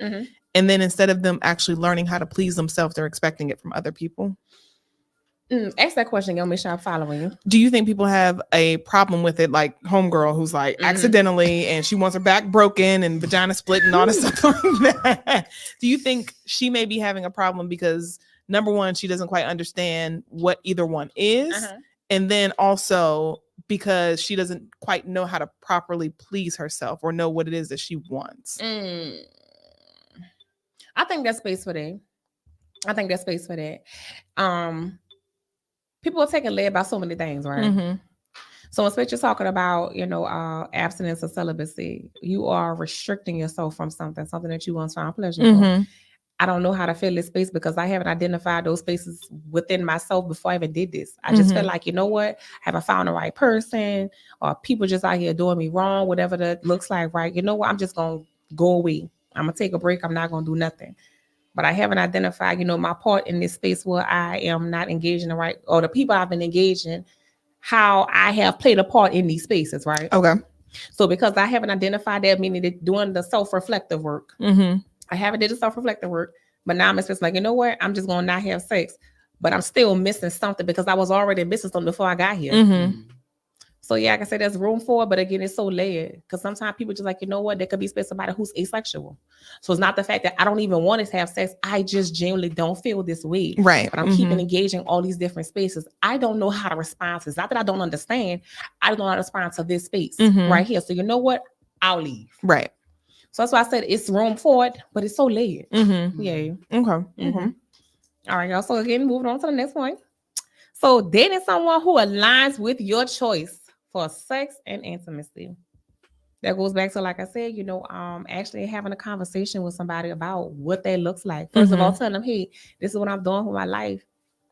They say, yeah, okay, I'm gonna do it. Okay, let's now sit down and have a conversation. So first of all, these are the things that I find safe and I consider to be sexual and sex. How do you feel about that? Is it something that you can actually engage in? If not, okay, is there room for you, the person who is abstinent or celibate? Is there room for you to say, you know what? I might be able to take and shake a little, maybe a little wiggle room, right? If you choose to do so. But if not, then that person doesn't align. Problem is engaging individuals who lie so that they are. And that goes back to the episode I was talking about on girlfriends. Because so many people in space are like, oh yeah, you know, I can deal with it. I want it, blah, blah, blah. And then you turn around and again, to the point we was making, here we are again. Right. So what do? First of all, I would say being mindful of certain red flags that you see in the person. If you've been in this space for quite some time, you know, being mindful of how they respond to you and how they, you know, and not just the verbal responses, but also physical responses.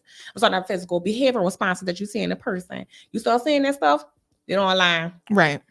They gonna do whatever.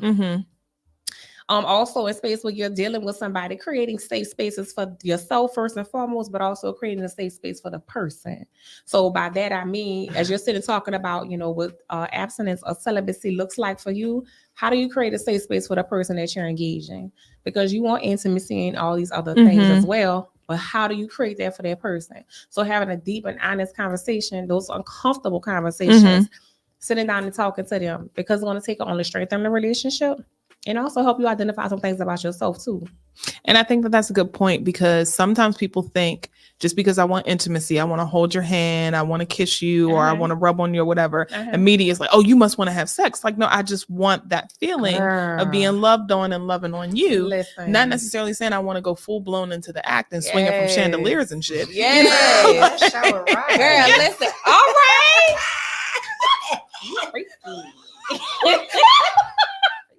Oh, it's showerized. Oh my God. Just saying. Oh, you just saying? We just heard. We just heard. That is my little ratchet boo. Hey, girl. But sometimes people get that confused where it's like, okay, you're kissing on me, so then now you must be ready. Let's move to the next one. It's like, no. But like you said, I think it's going to take a lot of conversation, a lot. Yeah, and unlearning too. Yes, because a lot of spaces, like you said, okay, we're how we associate sex, right? Or the preparation for sex is the foreplay, and then you do the do. Like that's what's being told. Yes. And what we consider foreplay: touching, rubbing, kissing, licking. Okay, now it's time for sex. The conversation has to change, first of all, with self and how you identify pleasure. There's nothing wrong with a good kissing session. Oh my. And calling it a day. God. There's nothing wrong with a good kissing session. Like you said, they're calling it a day. Because what happens is, this is the moment I'm just engaging right here. And why not just explore that space? Explore what kissing feels like to you, what looks like to you. And as a person exploring your body, whatever it is that you're doing, but it does not have to be intercourse, right? Because like I said, if you consider kissing to be sex, you are already having sex. So like I said, just going back to, first of all, it's a lot of unlearning that has to happen. A lot of the way we structure pleasure anyway is just it's so stagnant. Because it's here, you got a beginning point and you got an end point. Right. And the orgasm is not the end point. I'm just saying. It's so much that goes on in between that, before and after all those things, right? So again, like I said, the unlearning of what we understand sex to be and intimacy to be, right? Like really identify what intimacy means to you, right? And then also having an understanding of what it means to the person that you're engaging, right? Because what you consider to be like all of this, they're like, no, is it triggering for them? Is it something they never tried? They just nervous about it. So there's so much, like you said, back to your point, the level of communication that needs to be in the relationship. But like I said, it goes back to creating a safe space. First of all, with yourself. Everything you do in life starts with you. Everything you do in life starts with you. So you have to have a safe space within self, because there's some things that you may need to work through. And then taking engaging a person and creating a safe space for them, a space where they are heard, they are valued, they are seen. Visible. So yeah, they're heard, valued, and seen, right? Having that space for them, that lets them know, like, you know what, I can express. And even if they can't express everything, they can express enough where you can have a starting point. Right. And sometimes just having a starting point is like everything that you need. Yeah. What do you think some of the, outside of the obvious of not being exposed to anything, what are some of the pros of celibacy and abstinence? The That's a loaded question because again, it's subjective. Mm-hmm. So one would have to identify what that looks like. I'm just gonna my educator guess would be deeper connection with self. Mm-hmm. Could be deeper connection with God or whatever it is that you all follow, right? It could be being more self-aware or more aware of external factors, being more emotionally available to yourself and also people around you, right? Yeah. But again, like I say, it's so subjective. It's kind of, but those are the things that I would assume would be, some and of I those agree. goals. Yeah, those are some of the things that I think about too, because oftentimes we literally do things based off our, the fact that we're horny, our emotions, whatever have you. Where sometimes you take a beat, think about it, pull something out of that drawer, get you some lotion, lube, whatever your fancy is, go do it, handle your business. Then you realize, like, I don't even feel that way. That's all I need. Don't even worry about it. I'm good. Yeah. And sometimes not even just actually engaging in the feeling that you're feeling, like really like sitting down, like you may be feeling aroused.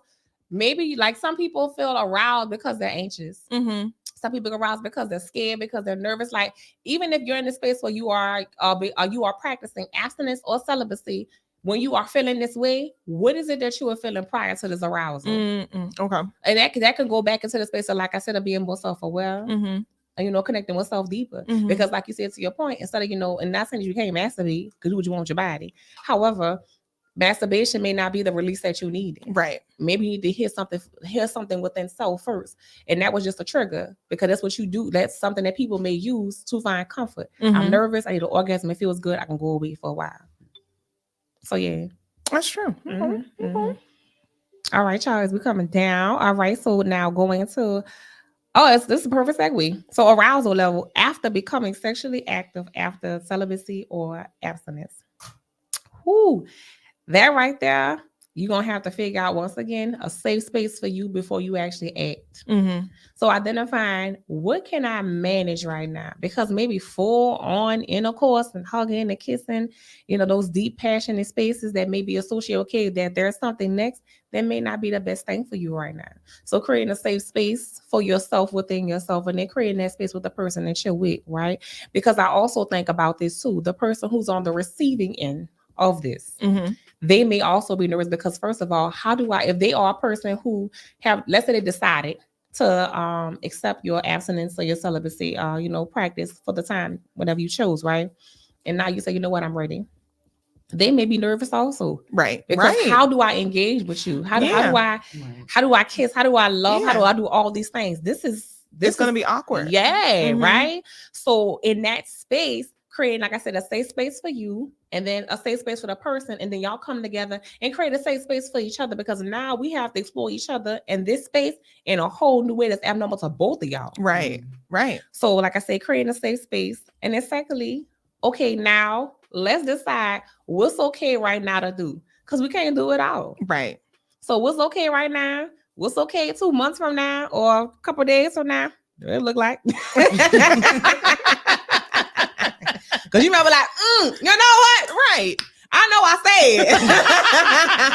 But I'm just saying. It be like that. Yes. And like you said, tread lightly, because I understand that you might be aroused, but don't be coming at somebody with whips and chains carrying on. It's like, wait a minute. I know that. They say, you ready? Yeah. Come with a whole list. We can start right here. And work your way there. Hello. Let's ease into it a bit, because like you said, it's gonna be awkward. And it's like, I understand that sometimes your mind has went to places you didn't have this person every which way or whatever, but it's like, talk to me. Yes, first talk to me. Talk to me. Yeah, and talk me through it, because you might have to talk me through this, because I might be like, oh my God. You coming in like Tarzan. Oh, wait a minute. What is going on? Good lie. Speak to me. Let's talk about it first. Yeah. Check in. Yes. And that's a good point. In between time. Check in. Check in. Let's do the check-ins while y'all party playing too, around. baby. Listen. All they heard was ready. What? Let's go. I've been waiting all. Yes.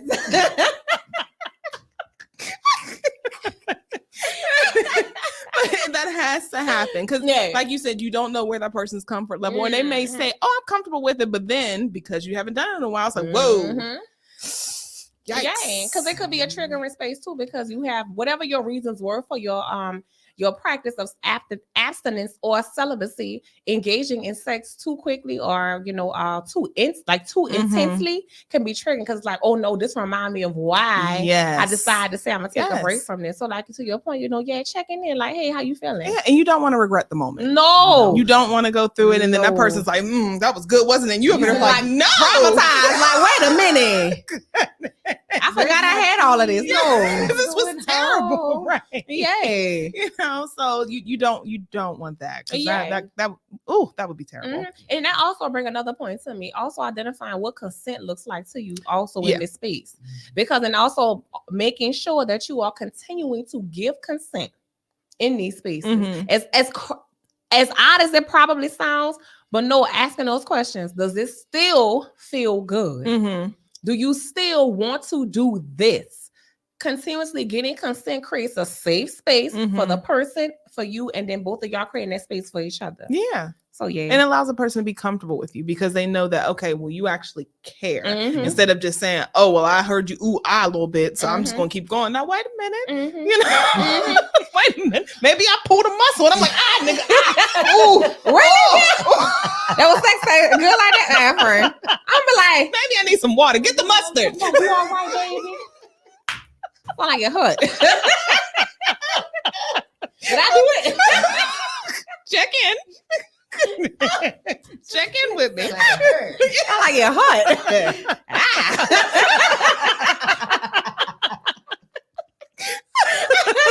Why we do this? I don't know. I don't know. Because things that this has happened. I've had a story where a guy has told me that he pulled a muscle. Ooh. And the girl thought that he was enjoying it. He's like, no, bitch.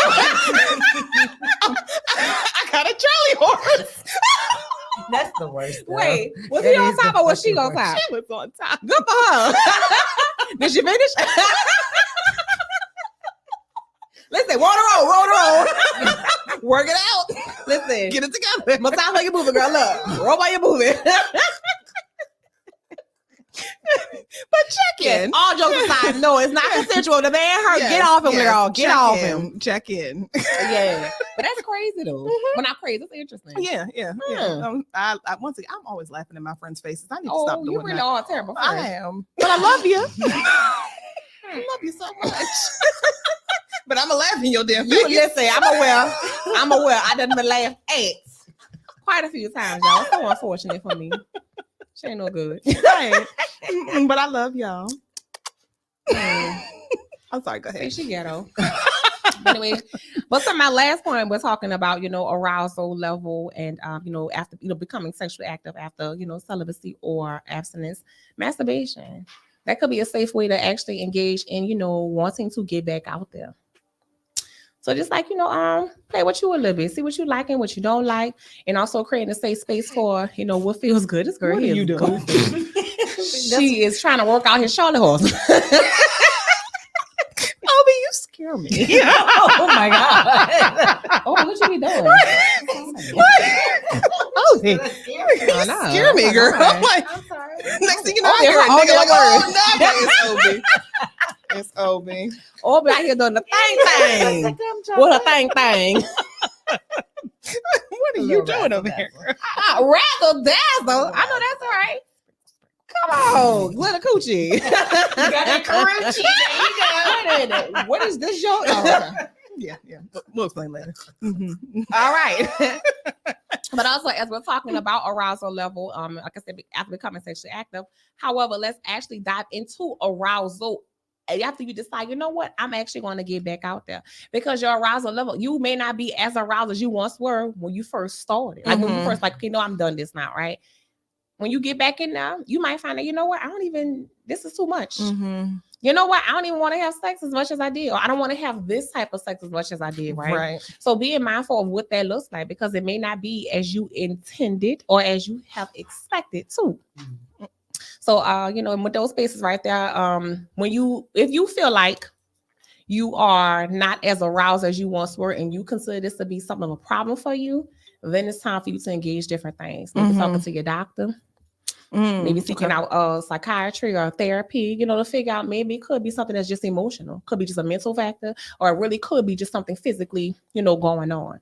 But not just throwing it off like, oh, I'll get to it, or it'll pick up, it'll do whatever.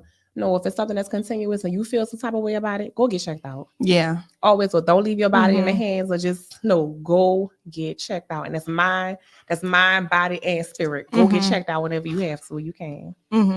Yeah. I like that. Have either of you gone through the journey of abstinence or celibacy? And what was the experience for you? I don't say it was abstinence, because it wasn't, when the woman I read, when she was like, she accidentally, I didn't associate it as being abstinent. What I associated was just taking a break from dating. After my breakup a couple years back, 2 years back, I decided it wasn't had anything to do with sex. I just wanted not to be bothered with another soul at the moment, because I didn't have it to give. So it had, because I was still fucking me. That's right. Listen, I showed me a good time. Hey, you was supposed somebody in there with me. All me. Stupid. Somebody in there saw me. All me. All me. She said, I did that. I did that. Look.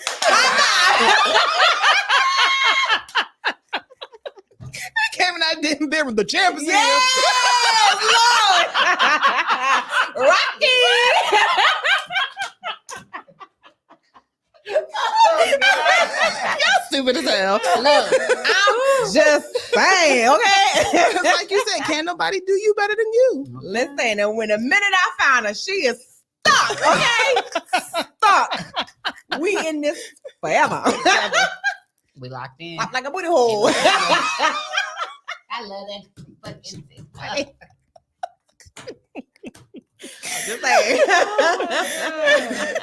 Back to the point. Yeah.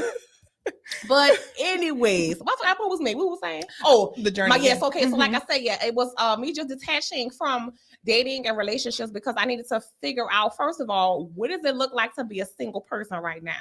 I had a lot of things going on, and then trying to engage another person, because I'm such an intentional person in spaces with people.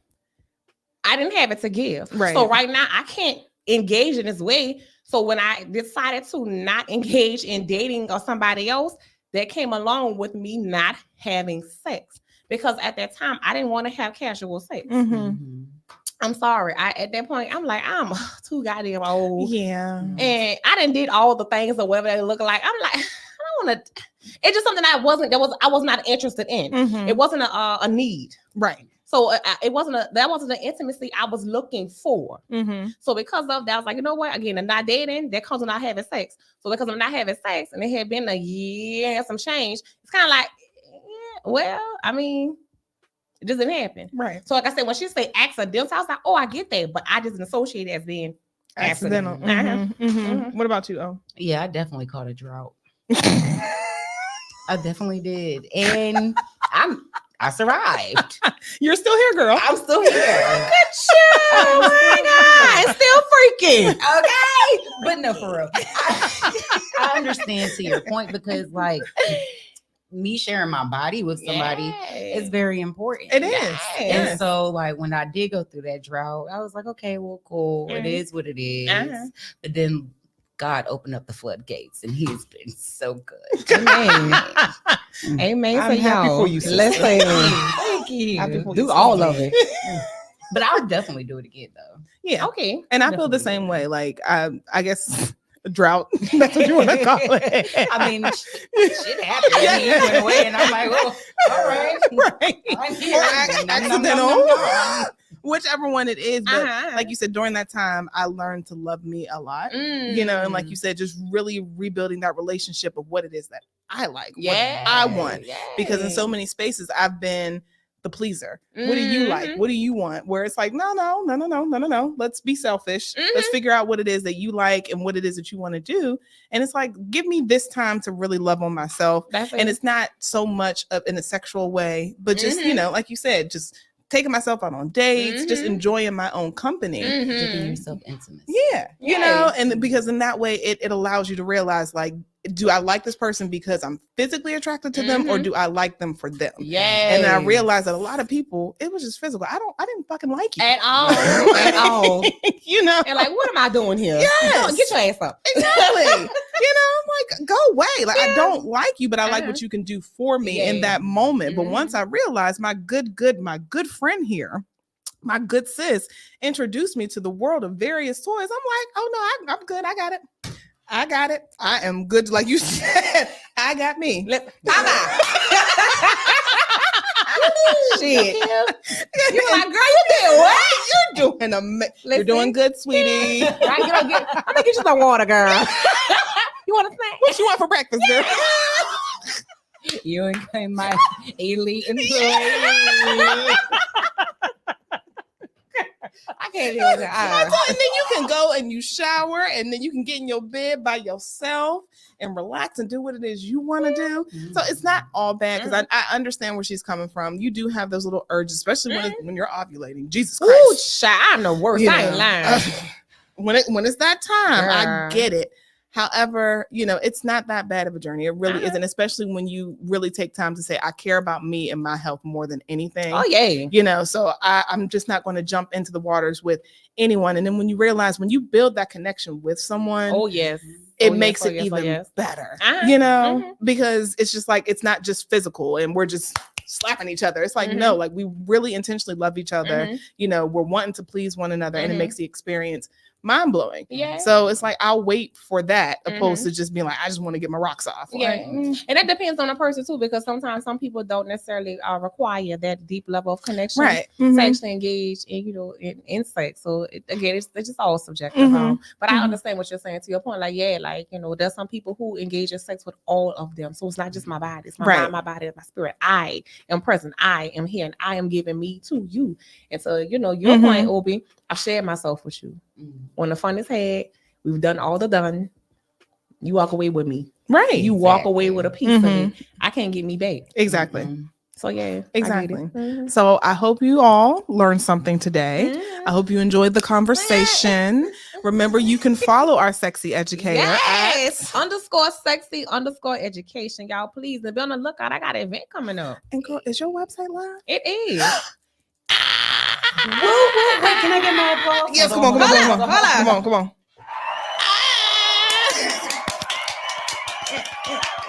Our good sis, her website is live. Yes, and the website is TyranikiaTheChappelle.com.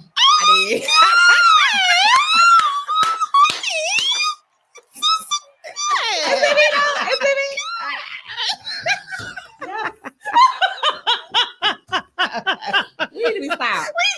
We gotta be stopped. Serious. I'm weak. What the fuck is wrong with us? I don't know. I'm just so proud. Oh my God, yeah. I'm just so proud. So yeah, so the website is live. Tyranikia The Chappelle. You got again _sexy_education. Please follow, ask questions. I love the questions. I read them. You want me to say your name? I have no problem. If it's anonymous, you know I got you. Hello. As much as I can. I guess I got an event coming up in June, y'all. I am hosting my inaugural Community Sexual Health Expo. Yes, y'all. June 29th. From 1 p.m. to 6 p.m. right here at AU. So y'all be on the lookout. Moms, it is a BIPOC female-focused community sexual health expo. This expo is going to take and redefine what sexual health is. We're talking about the body, both inside and out. We dedicating spaces to mamas. Hello, the mamas, and also to our baby girls and the mamas, them too. Because listen to me, they out here fucking. You been to a damn retirement home? Listen, Suzanne's having a good time. Right. Goodness. Yes. So like I said, y'all, we focus, like I said, and also teens as well. So we're going to take our girls, talk about, healthy relationships. What does that look like? So we can take and really help our girls as they take and grow and navigate this space. Because it's not easy being a teen. We got to show them some grace. Right. Y'all, these babies out here, they suffering for real. We really got to show them some love on them, cater to them. Even then, your kids, just give them a hug. You never know how long it can go, y'all. So like I said, we're creating space for the girls as well. So y'all come out there, be food, there'll be space, like Durham County gonna be there. We doing testing. We gonna have a giveaway for the mamas, the new mamas, and the expecting mamas. So y'all look, just come out there. I'm excited. Still on the lookout for more information. But y'all know how we do. I'll be back Friday after next. Friday after. Oh, hold the fuck up! Wait, what? My birthday is next Friday. It is. Hey, I forgot. Where we going? Because y'all know April is my birthday. How about the 19th, the day I was born? We're gonna do a big birthday shout out for you on Friday because that's my good sis. Because I'm gonna be looking like at 12:01. Hello, 12:01. it better be. Right. This be loud too. I want it loud and hood. Obi, on it, on it. Let me put it in my. You better. Well, yeah, y'all. My birthday is next Friday, April 19th. Y'all, I want to hear all the love. Don't play with me. Y'all know I call y'all out one by one. Yes, line them up. Boom. I got you. Girl, do you know what your topic is going to be the week after next? Oh, I'm going back and forth. Actually, discussing something with somebody else, thinking about having a conversation with someone about interracial relationships. Ooh. Yeah. So y'all hold tight. Okay. We're working it out still. We'll make sure that it's, because I got a question for that, girl. But y'all gonna have to wait. Cause I got a question for that, especially after this whole Gerard situation, Carmichael situation. Make sure y'all here the week after. Oh, wait, will I be in town? Oh, I don't think I'll be in town. Why are you so ghetto? I'm sorry, girl. I gotta make money. She can move that pack. Anyway, I knew it. I did. I sure did. Look, I knew it. Always gone. I think I'm in town. Okay, because that's the 26th, right? Yes. No, I'm here. No. That's Saturday. Yeah, cause we going somewhere. Yeah, we are going somewhere. Yeah, I'm here. Cool. I'm here. I'll be here, y'all. Next Friday. Friday after next, April 25th. We'll be back. It's like some band on TDS Radio. Our voice, our culture. Bye, y'all. We'll see y'all on Tuesday. Coach isn't here. He usually gives his whole ending. But Lord willing, if he sees fit, we will be here on Tuesday. You're so black. Because I don't know what his saying is. I'm just like, bye. Coach. I was out. We will see y'all next Tuesday, and more messy letter, more fun, more all of the things. We'll see y'all on Tuesday. So have a great weekend. Have fun. We love y'all, and be good. All Bye, right, y'all. Bye.